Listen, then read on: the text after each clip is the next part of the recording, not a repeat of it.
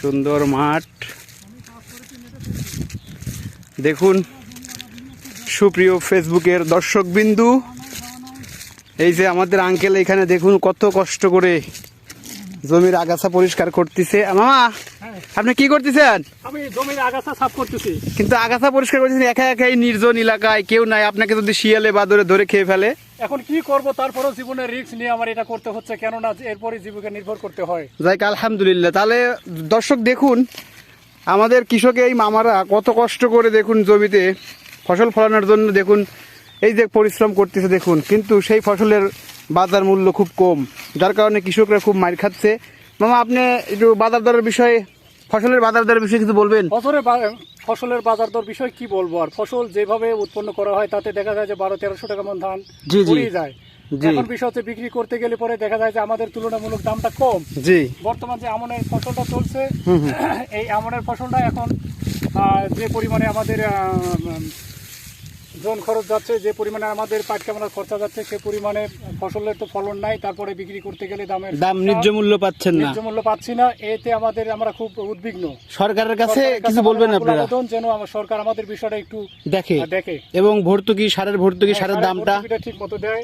বর্তমানে সারের যে ক্রাইসিস হয়েছে, সার আমরা পাচ্ছি না, সার নিয়ে খুব কষ্টে আছি। সার পাইতে হলে পরে দেখা যাচ্ছে যে এই পরিশ্রম করা বাদ দিয়ে যা লাইনে দাঁড়াইতে হচ্ছে, লাইনে দাঁড়া ঠিক মতো আমরা সার পাচ্ছি না।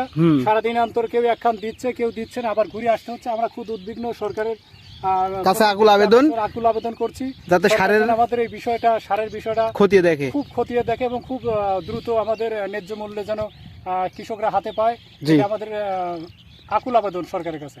ওকে, ঠিক আছে। দর্শক দেখুন এই যে সারা মাঠে এখন বর্তমান শস্যের সিজন, এখন সারা মাঠগুলো পরিষ্কার করে, আবর্জনাগুলো পরিষ্কার করে এখন কৃষকরা জমিতে শস্য ফলাবে ইনশাল্লাহ। কিন্তু সারের যে অবস্থা, সার সিরিয়াল দিয়েও পাওয়া যাচ্ছে না।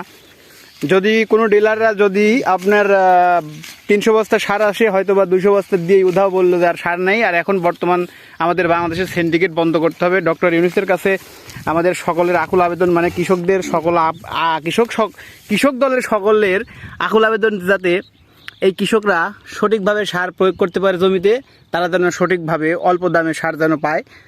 সরকারের কাছে এটা আকুল আবেদন। খুব দ্রুত সময়ের মধ্যে সরকার বাহাদুর যেন আমাদের এই বিষয়টা খতিয়ে দেখে এবং নখদর্পণে নেয়, আমাদের বিষয়টা যেন বিবেচনায় নেয়। ইমিডিয়েটলি যেন আমাদের জমি এখন বুনতে হবে, সারটা যেন আমরা ন্যায্য মূল্যে পাই। ঠিক আছে, তো ভালো থাকেন মামা, আপনি কাজ করেন ইনশাল্লাহ।